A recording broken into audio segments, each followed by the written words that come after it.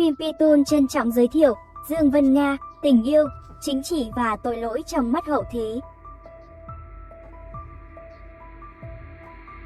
Phần 1. Chính sử phê phán gay gắt Dương Vân Nga trao ngôi vua cho Lê Hoàn.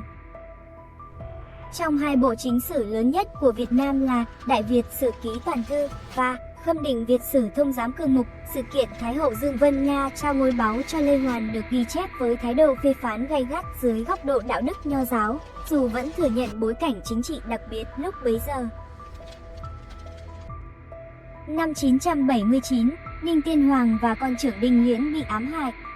Vua em Đinh Toàn lên ngôi khi mới 6 tuổi, Dương Vân Nga trở thành Hoàng Thái hậu nhiếp chính.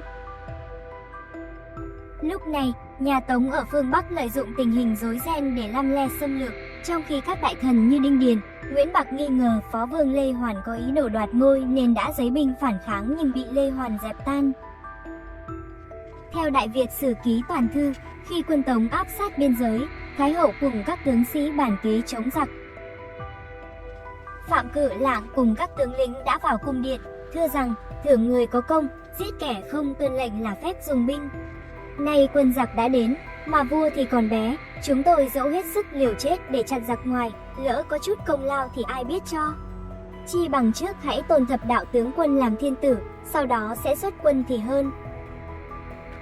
Trước tình thế đó, Dương Thái hậu nhận thấy lòng quân đã đổi hướng, không thể cưỡng lại, bèn sai lấy áo long bào khoác lên người Lê Hoàn, mời lên ngôi hoàng đế.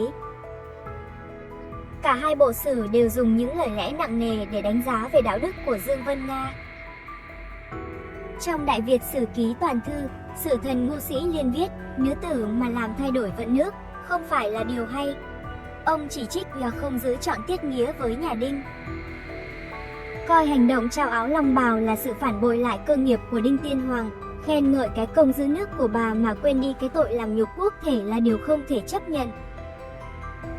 Cương Mục phê phán việc bà sau này trở thành hoàng hậu của Lê Hoàn, Đại Thắng Minh Hoàng hậu, là trái với luân thường đạo lý, ví bà như một vết nhục trong lịch sử cung đình.